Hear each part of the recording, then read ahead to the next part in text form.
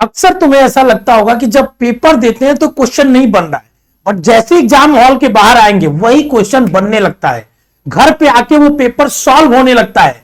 ऐसा इसलिए होता है कि तुम्हें एक ऐसी स्ट्रेटेजी फॉलो करनी चाहिए थी एग्जाम हॉल में जो तुमने ना कभी सुनी है, ना कभी सोची है, ना कभी अप्लाई करी है। नमस्कार, मेरा नाम है आशुतोष राय और मैं आप लोगों को एक एग्जाम हॉल की स्ट्रेटेजी बताने वाला हूं कि आखिर एग्जाम के डे जब आप एग्जाम हॉल में बैठे होंगे तो कैसे अपनी सारी पढ़ाई को कंसंट्रेट करके उतारेंगे उस पेपर के अंदर।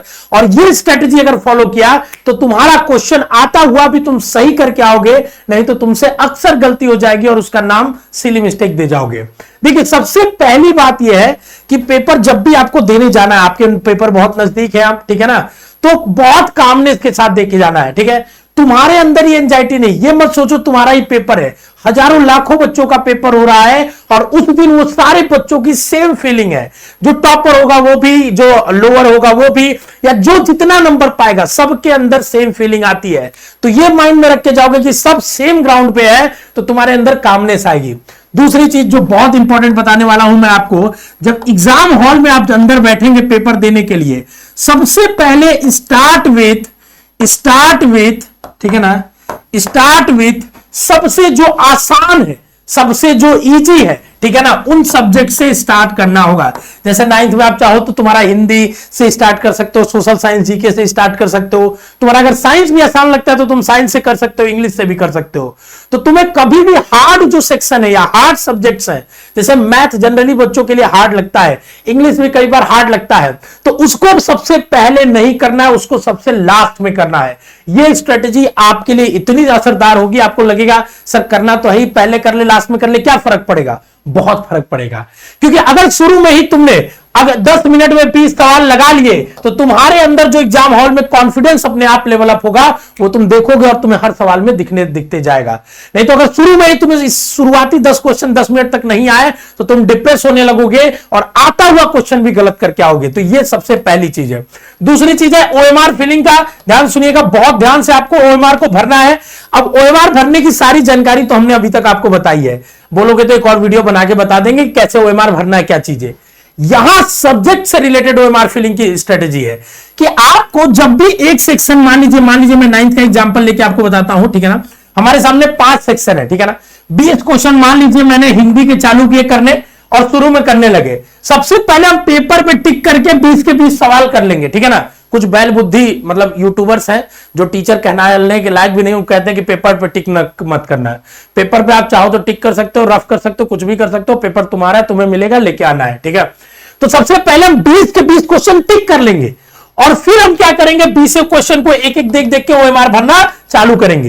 ये गलती मत करना कि एक क्वेश्चन सही करना, उसको एक क्वेश्चन को ओएमआर में भरना, एक क्वेश्चन इधर टिक करना, एक क्वेश्चन को ओएमआर में भरना।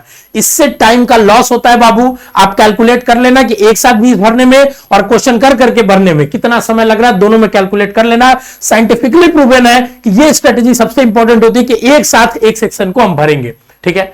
तीसरी स्ट्रेटेजी जो बहुत इंपॉर्टेंट आपको बताने वाला हूं, एग्जाम हॉल के दिन आपको मानना है कि आपको जब पेपर करना है पहले गो में सारा पेपर नहीं करना होता है, ठीक है।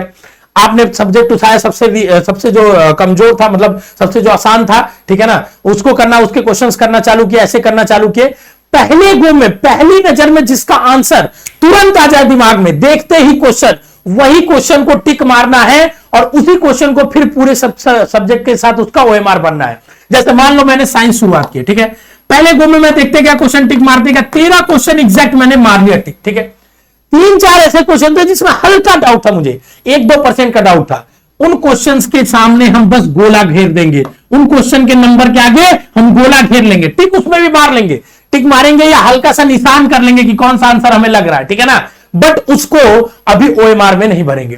तो पहले राउंड में हम क्या करेंगे, सारे सब्जेक्ट्स का जो एकदम इजी क्वेश्चंस है, जो 1 गो में आ रहे हैं, वो सारा कर लेंगे और ओएमआर में फिल कर लेंगे। तो पहले 1 घंटा में कम से कम हमारे ओएमआर में 50% से ज्यादा फिलिंग हो जानी चाहिए। मतलब हम 60 क्वेश्चन के करीब 1 घंटे में पार कर ले तो बाकी के बचे 1 घंटे हमारे 30-40 क्वेश्चन से जूझने के लिए पर्याप्त है, ठीक है। फिर जब पहले राउंड आप पूरा कर लेंगे, फिर दूसरा राउंड हम चालू करेंगे फिर से पहले सब्जेक्ट से और देखेंगे कौन कौन से क्वेश्चन जिसमें हमें डायलेमा था उन क्वेश्चन पे थोड़ा विचार करेंगे और फिर वहां पे करेंगे और आगे बढ़ जाएंगे।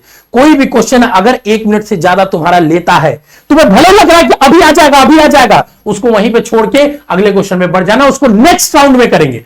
तो पेपर जब भी हम सॉल्व करेंगे बाबू, एक गो में पूरा नहीं करेंगे, हम मल्टीपल राउंड्स में करेंगे हर सेक्शन को, समझ रहे हो ना। कम से कम 3 से 4 राउंड जब हम पेपर को करते हैं तो क्षण के क्वेश्चन आते हैं और गलती होने की संभावना सबसे मिनिमाइज हो जाती है।